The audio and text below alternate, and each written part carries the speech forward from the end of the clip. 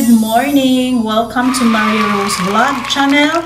And for today's video, ay magluluto na naman ako mga madam. Siyempre, ano ba naman yung gagawin nito sa bahay? Kundi luto. That's my life here. Cooking, doing laundry, cleaning the house. Ano ba naman? Eat, sleep. Agay, ala, sakit ng tiyan ko. Parang sumisipa. Ala. Wait lang. Ngayon guys, parang, alam niyo mga madam, ngayon, parang palagi na talaga siyang ang sumasakit at ang liksi. Kasi yung damit ko ngayon, parang fit. Parang fit na fit yung dress ko. Pero, nagustuhan ko tong dress. Sa ukay lang to galing. At ngayon mga madam, meron ako dito pinakuluan na chicken breast. At ko nga may himay kasi magluluto ako ng chicken pastil. At matagal na rin na hindi ako nakapagluto ng mga manok. Kasi palagi na lang burrito. Yan yung request niya. So ngayon guys, try ko naman chicken pastil. Kasi yung asawa ko minsan, nakakain na to siya, nakatry na to siya last time. And nagustuhan naman niya, pero hindi lang talaga siya nagbabaon ng rice. Never pa yan nagbaon ng rice at saka ganito. Yung binabaon niya talaga gumagalaw. Yung binabaon niya talaga guys, yung yung like mga sandwich. Pero pag rice, iwan ko parang hindi niya talaga gusto magbaon ng rice. Gusto niya siguro yung kainin na lang, yung finger food, mga ganyan. Ngayon, may may bagong topic, may bagong tayo guys. May bagong chika. Kasi nakita ko din to sa comment, pero hindi ko na mahanap. Matagal na to na nagko-comment sa akin, pero anyways, mag-slice muna ako ng onion. Slice ko to ng mabuti kasi ayaw niya ng onion. Sabi ko, slice ko na lang. Nag-video din ako para sa aking TikTok. So, siyempre, masipag tayong mag-vlog. Message yung mama. Nagtitingin sila ng welding machine. Kasi gusto ng papa ko ng welding machine. So, yan yung gusto niya sa Christmas. Minsan lang yan siya manghingi ng Christmas gift. Sabi niya gusto niya daw ng welding machine. Kasi yung garahe namin sa sasakyan, siya na lang mag-welding ng garahe. Ng fence. So, sabi ko, yes, bigyan kita. Tingin sila kahapon. Mga simple things na makapagpasaya sa ating magulang. Nakita ko guys, yung garlic. Kasi wala na ako sigurong garlic. Garlic powder na lang yung ilalagay ko. Bakit ang laki ng aking pero sige pa. Matutunaw lang naman to. Ito, meron akong ginger. Yung ginger nga, half ko lang siya. Kasi i-grind ko to. Nakita ko sa recipe na grind niya yung ginger. Sa chicken pastil. Daw pag may ginger. Kasi hindi ako maglalagay ng tawag doon. Hindi ako maglalagay mga madam ng chili. Kasi wala akong chili at ayaw ng asawa ko ng maanghang. So, ginger na lang. At mas healthy. And here you go. Grind ko nga lang pala yung onion para sure na hindi niya malalasahan. Na hindi niya makita ba? Kasi pag makita niya to guys, kinukuha niya talaga. Grind ko na lang po.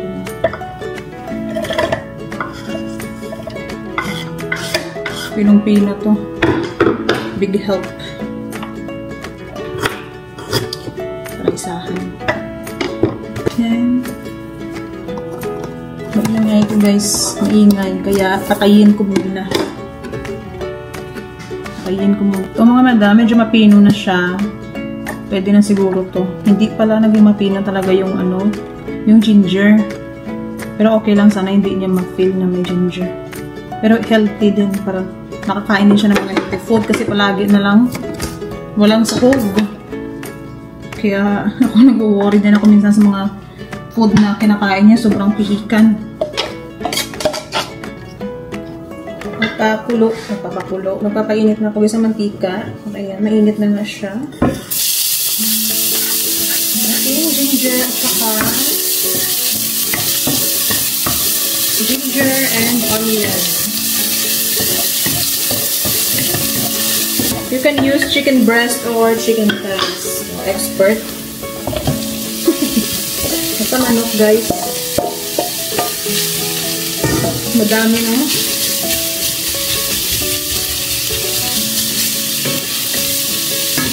Madami na itong ulam. Grabe yung chan ko, guys. Parang lalabas na talaga.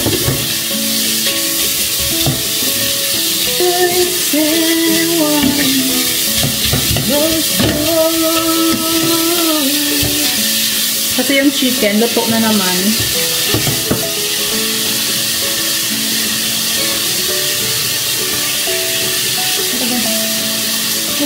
Mabuksan.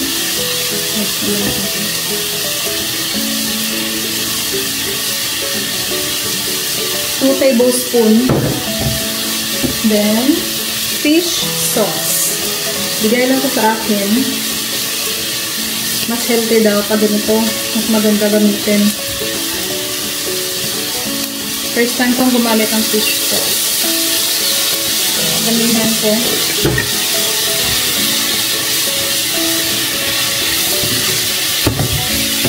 Pwede kayo sa sawa ko kasi may allergic siya.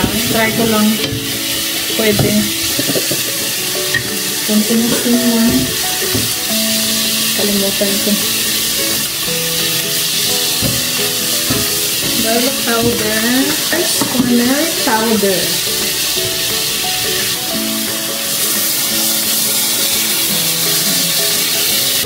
Kulang pa pala, guys. Nagpa pala ng sugar. Sugar lang, bango. Super bango.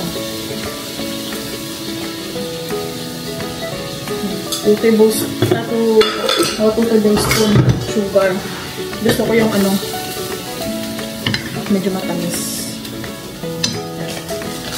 May turmeric niya as white. Maganda nga yan. Para siya. Mix. Hindi naman yung bago yung lasa. As white powder. Para mabango. Takpan at pakuluan. Medium heat. Huwag lang kalayo. Habang nagpapakulo ako, guys, tatapon muna ako ng basura. Araw-araw talaga, buta yung basurahan namin. Palagi kami nagpapalit. Mga leftover.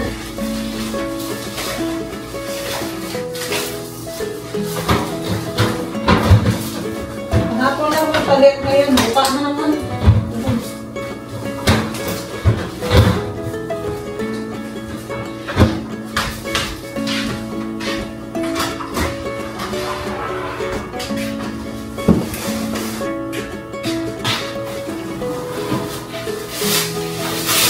Ang bango.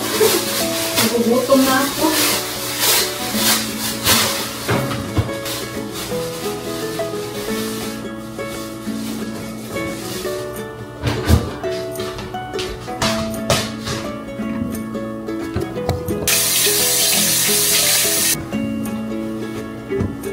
Malapit ng maluto, lagyan ko ng butter.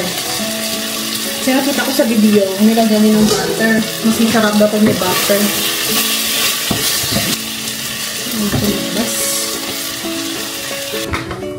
Magsaing na ako mga madam ng kanin.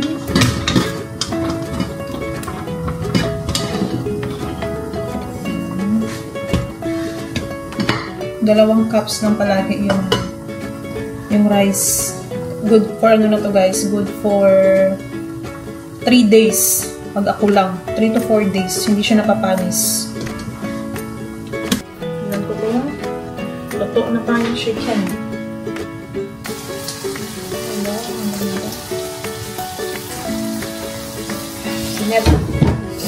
Ingat, guys. Luto na siya. Palabasin ko lang muna yung kanyang oil.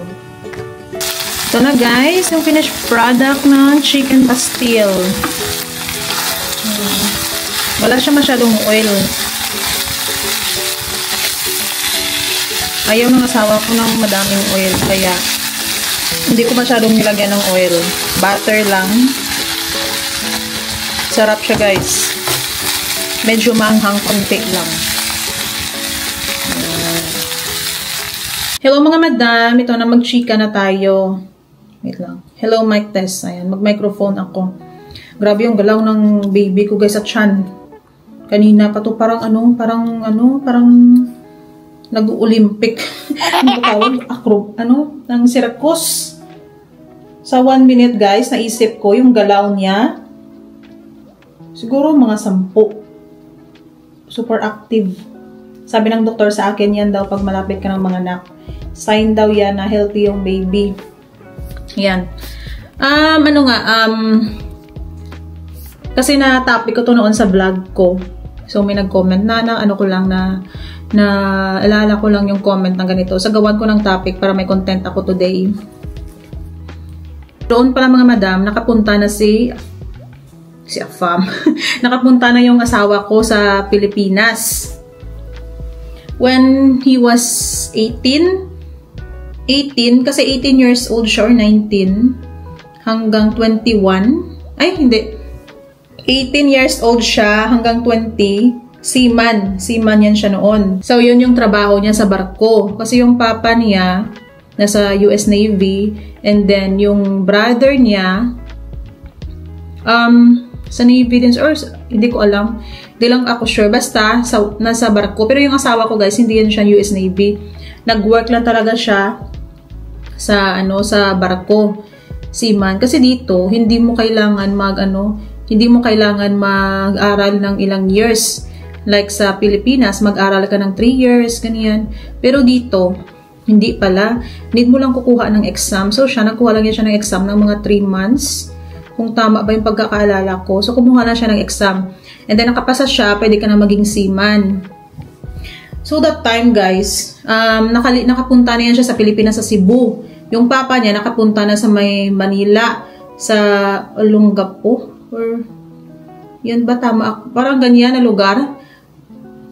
Parang famous yun noon sa Pilipinas, yung ganyang lugar. And then, sabi ng papa niya, madami daw yung mga prostitute doon. Pero loyal yung tatay niya guys sa nanay niya, of course. Sinabi niya lang na madami daw prostitute noon doon. Kasi doon talaga doon ba nakadikit palagi yung mga barko. And then, doon siya nakatry yung papa niya na ng mga exotic food. Hindi pala niya nakatry pala siya guys. And then, sumakit yung mga tiyan nila. Kasi syempre, iba siguro yung pagkain natin. Kaya, alam niya yung mga exotic food like yung mga paa ng manok, mga dugo na kinakain natin, ginagawa nating barbecue. Naalala niya yun noon sa Pilipinas. So, kinuwento niya sa akin nung pumunta kami sa bahay nila. So, yun yung sabi ng father-in-law ko na, pero respect naman niya yung culture ng Pilipino. At yung sabi niya, grabe daw tayo mga Pinoy. Yung sikmura daw natin, matibay compare sa kanila. Kasi yung mga pagkain natin, exotic food mostly. And then, yung asawa ko, sa Cebu naman niya siya napadpad. 19 years old siguro, 19. Kasi, single pa siya that time.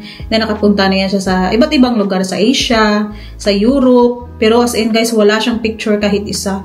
Kasi that time, hindi pa uso yung cellphone. Mga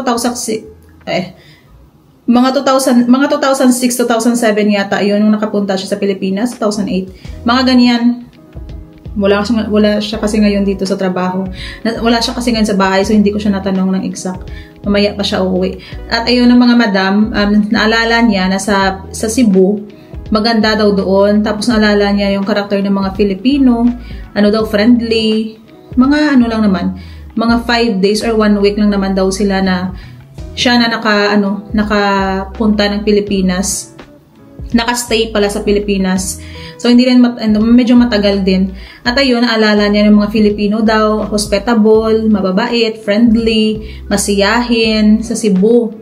And then, nag-stop lang yan siya, guys, nung na surgery yung likod niya kasi nagbo-bull riding yan siya noon. So, yung bull riding niya, na surgery, na disgrasya sa noon sa bull riding, yung spine niya, kaya ngayon, second surgery na niya after 16 years. Last year na surgery, 20 years old siya, 19 or 20. And then, 36 years old siya na surgery ulit siya sa likod. This time lang, nung nandito na ako. Tingnan naman guys, na package. Wala na. Nagalinis ang daan. Package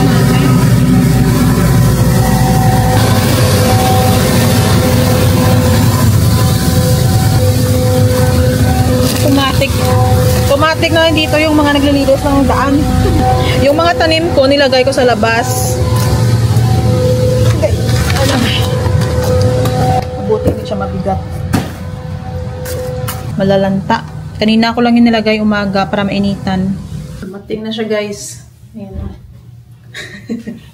Excited din naman ako. Excited talaga ako para pag dumatating na siya. Ayan.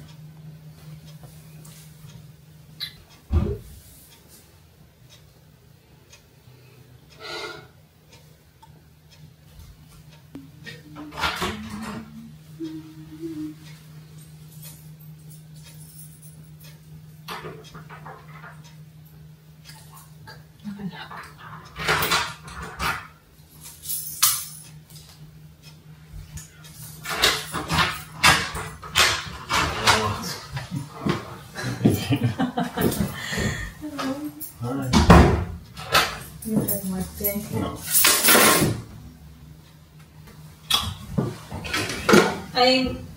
I cook chicken pastil. I don't know if you like it. I tried it before, years for that.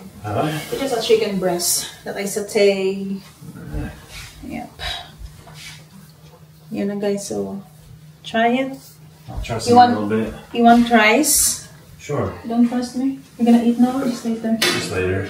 I'm hungry though, but Well, I didn't have lunch. Yeah. Ah, we have some package, babe. Did you already go? Ooh, cold!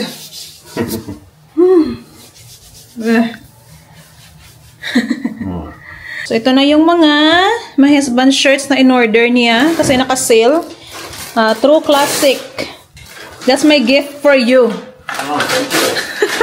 Sorry about that. That's my gift for you, babe. You deserve it. Great. So, I bought my husband a gift.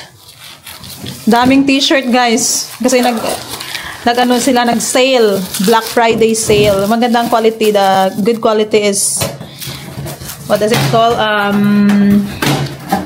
True Classic. I like the fit of True Classic shirt. Maybe you get one for me? Is that for me? No. No? No. I am good even I don't have a birthday gift. Christmas gift. It's not my birthday. It's Jesus' birthday. So, doesn't matter. I got your stuff. That's why you're not opening these. Wow. I don't know if it's in these packages. See this. Are you gonna use it now, babe, or we will pack it so that we have some presents there too? I hope it fits to you.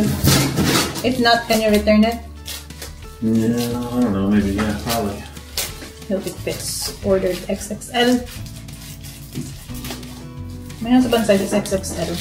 So the shirts that he wants is always color green. Always the same color. It's XL. Green, black, dark blue. Yan lang yung mga gusto niya. Kaya sometimes there's a person before who told, does he change his clothes? Nope. Because he always have the same clothes. Allah, it looks big. I think it just big. Mabrabe yung shirt niya, guys. Ang lucky. Oh, I'm tired. It's like my whole dress. Try it. Just don't take your shirt. Just, Allah. That's so You big. probably just have to wash it. Wash it. The shirt I'm wearing is the same size as this one. But this robe. I have a lot of these, and they're all this size. I promise. Just wear it now. Don't take it. Just wear it. No. Here. It's okay. The guy's been walking. Since lately.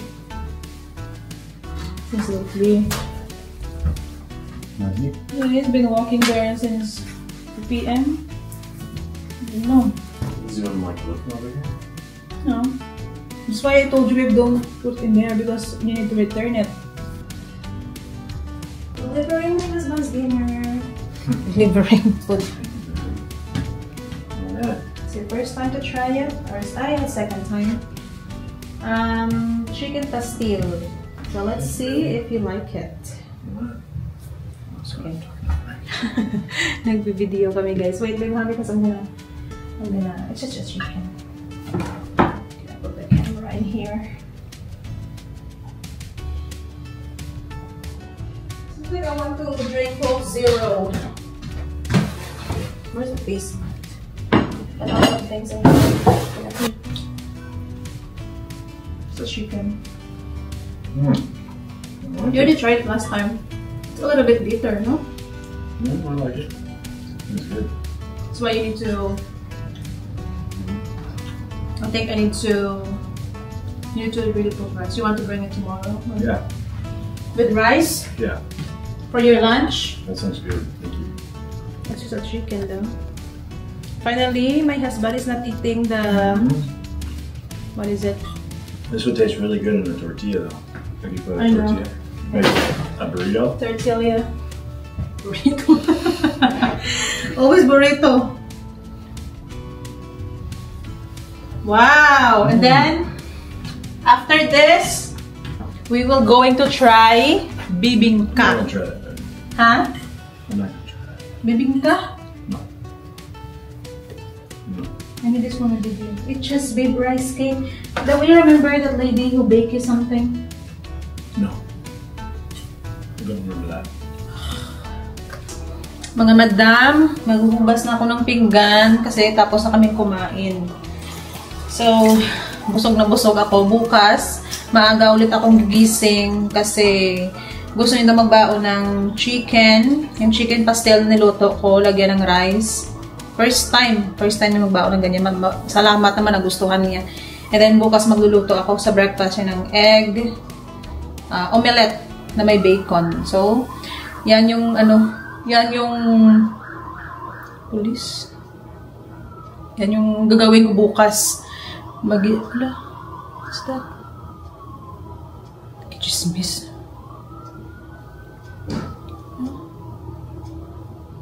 Ayun. Babe! Did you hear it? Please go inside. Look at all these cop cars. Yeah. No. Chismis mo. Oh, it's like a... Huh? Let's go outside. Huh? Let's go outside. Why? Because they're having some sort of like parade. Where's my other slipper? Parade. Yeah, let me go out there. Crazy. I'm cold. Look at this. Ah, may parade. Here, man. Yeah, I'm so cold. Ala, babe, oh. Babe, ha? The key.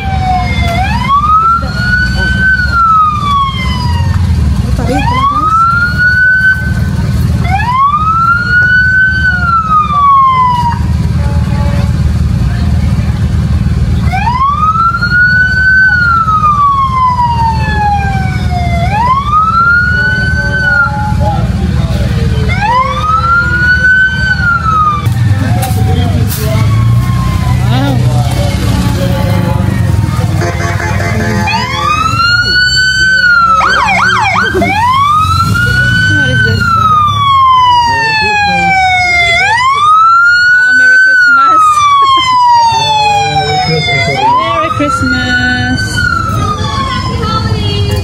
Cold. The light's so cold. I'm just the one who's not wearing a. Holiday of the year. Love it. Merry Christmas, everyone. Hello. Happy holidays.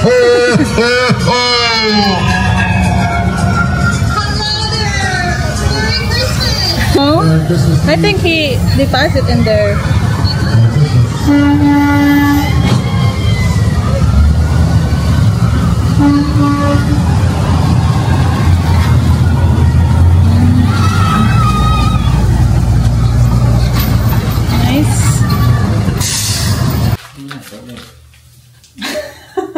Don't look, huh? Is it for me? Ah, so cold. Huh? Mike Stewart? Huh? It's mine. It says girl. I don't know who Mike Stewart is. Oh. Someone sent it to you? No, some stuff like that. Okay. And that's all for today's video, mga madam. Woo! May Christmas parade pala sila. Thank you so much for watching. Don't forget to like, share, and subscribe our YouTube channel. And if you want to follow me, follow us in Facebook. My name is Maria Rose Vlog with Blue Mark Check. God bless everyone. Bye!